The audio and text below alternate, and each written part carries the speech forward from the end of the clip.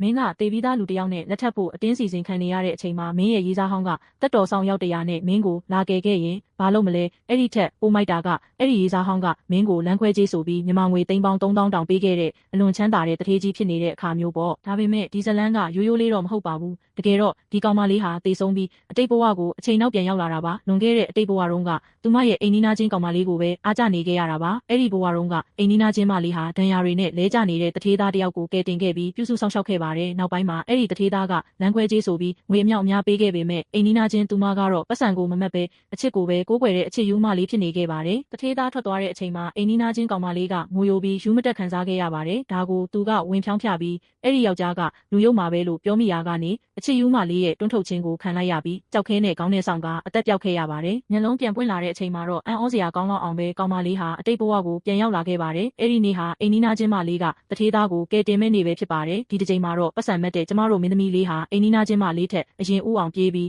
းအဲ့ဒီဒဏ်ရာရနေတဲ့တထေးသားကိုကယ်တင်လိုက်ပါတော့တယ်သူမရဲ့ရည်ရွယ်ချက်ကရှင်းရှင်းလေးပါဒီတထေးသားကိုအသက်ရှင်အောင်ကယ်တင်မယ်ပြီးရင်သူ့ကိုအသက်ထက်ချစ်ပြပြီးတရုပ်ဆောင်မယ်နောက်ဆုံးတထေးသားအိမ်ပြန်ရလို့လမ်းခွဲကြေးပေးတဲ့အခါကျရင်အဲ့ဒီပတ်စံတွေကိုအပိုင်ယူပြီးပျော်ပျော်ကြီးအေးဆေးအခြေချမယ်ပေါ့မကြခင်မှာပဲတထေးသားရဲ့လူယုံတွေရောက်လာပြီးသူ့ကိုလာခေါ်ကြပါတယ်အဲ့ဒီအချိန်မှာတထေးသားကကောင်မလေးကိုတောသူမလေးတယောက်မလို့ခဏတာအပျော်ရဲခဲ့တာပါလို့ပြောပြီးလမ်းခွဲကြေးငွေအမြောက်အများပေးဖို့ဆုံးဖြတ်လိုက်ပါတယ်တကားနောက်ွယ်ကနေဒါကိုချောင်းနှားထောင်နေတဲ့ကောင်မလေးကတော့ဝမ်းနေဖို့နေနေသားသားစိတ်ထဲမှာပျော်လွန်းလို့ပါဇက်တောင်မစိနိုင်အောင်ဖြစ်နေခဲ့ပါတယ်ဒါပေမဲ့နောက်တနေ့မနက်မှာတင်ပြဿနာအကြီးအကျယ်တက်ပါတော့တယ်ကောင်မလေးရဲ့အဖေရင်းနဲ့မိထွေးဖြစ်သူကရွာလူကြီးစီကနေကြော့ပွဲငွေယူပြီးတော့တေဆုံးသွားပြီဖြစ်တဲ့ရွာလူကြီးရဲ့သားနဲ့အတင်းအာဓမလက်ထပ်ပေးဖို့စီစဉ်ကြပါတယ်အခြေအနေတွေအရန်စိုးရိမ်နေရတဲ့အချိန်မှာပဲကောင်မလေးရဲ့တထေးသားရေးစားကတက်တော်ဆောင်တွေနဲ့အတူကားရန်ကြီးနဲ့ရောက်လာပြီးကောင်မလေးကိုလာခဲ့ပါတော့တယ်ရွာလူကြီးကဘလောက်ပဲမိုက်ချင်ပေမဲ့တထေးသားရဲ့ကိုဘော်ကအမှတ်တစိတ်ကိုမြင်လိုက်ရတဲ့အခါမှာတော့တမျိုးလုံးရဲ့မြေအောက်လောကဘယင်ကြီးရဲ့လူမန်းတီပြီးကြောက်လန့်တကြားထွက်ပြေးသွားခဲ့ရပါတယ်အန်နီရီကင်းစင်သွားတဲ့အချိန်မှာတထေးသားကကောင်မလေးကိုငွေသိန်းပေါင်း3000တန်ချက်လက်မှတ်ကိုကမ်းပေးလိုက်ပါတယ်ကောင်မလေးဟာစိတ်ထဲမှာပျော်လွန်းလို့ခုန်ပေါက်ချင်နေပေမဲ့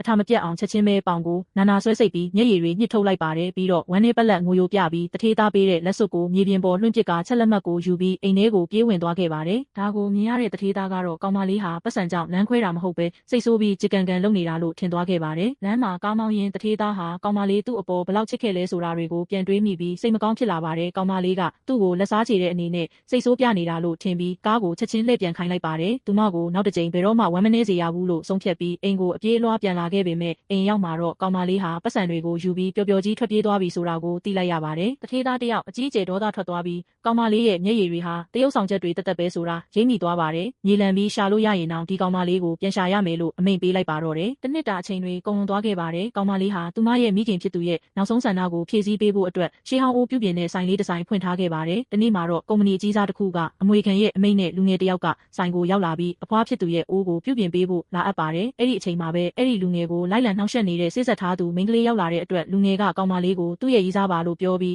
အကာအကွယ်ယူလိုက်ပါတယ်တစ်ဖက်မှာလည်းမင်းသားဟာကောင်မလေးကိုတစ်နှစ်လုံးလိုက်ရှာတာကနေနောက်ဆုံးမှာဗီဒီယိုဖိုင်တစ်ခုကတစ်ဆင့်ရှာတွေ့သွားခဲ့ပါတယ်ဗီဒီယိုထဲမှာကောင်မလေးကတခြားယောက်ျားတစ်ယောက်နဲ့ရင်းရင်းနှီးနှီးစကားပြောနေတာကိုမြင်လိုက်ရတဲ့အတွက်မင်းသားကဒေါသတကြီးနဲ့ချက်ချင်းလိုက်လာခဲ့ပါတယ်ဒီအတောအတွင်းမှာပဲတစ်ဖက်ကသူမကယ်တင်လိုက်တဲ့ကောင်လေးရဲ့အညိုတေးကြီးတဲ့မိန်းကလေးဟာလူမိုက်တွေကိုခေါ်ပြီးကောင်မလေးရဲ့ဆိုင်ကိုလာဖျက်ဆီးပါတော့တယ်အဲ့ဒီမိန်းကလေးကကောင်မလေးရဲ့လှပတဲ့မျက်နှာကိုဓာတ်နဲ့မှုန်းပြီးဖျက်ဆီးဖို့စ조사နေတဲ့အချိန်မှာပဲလူတစ်ယောက်ကအချိန်မီရောက်လာပြီးတားဆီးလိုက်ပါတယ်အဲ့ဒီလူကတော့ကောင်မလေးတစ်နှစ်လုံးကြောက်လန့်တကြားထွက်ပြေးပုံအောင်နေခဲ့ရတဲ့သူမရဲ့တထေးသားရေးစားဟောင်းကြီးပဲဖြစ်ပါတော့တယ်လမ်းခွဲကြေး3000ယူပြီးထွက်ပြေးသွားတဲ့ကောင်မလေးနဲ့ကလေးစားချေချင်နေတဲ့မြေအောက်လောကဘယင်ကြီးတို့ပြန်ဆောင်ကြတဲ့အခါဘာတွေဆက်ဖြစ်လာမလဲဆိုတာကိုတော့ဒီဗီဒီယိုလေးကိုကြိုက်နှစ်သက်ပါကအဆုံးထိတင်ပေးပါမယ်ရှင်ဒါကြောင့် like and share နဲ့ကူညီပေးကြပါအောင်နော် YouTube မှာလည်း channel ရှိလို့အစအဆုံးတင်တဲ့အခါကြည့်ကျင်သူများ YouTube ကိုလည်းလာလေကြပါအောင်ရှင်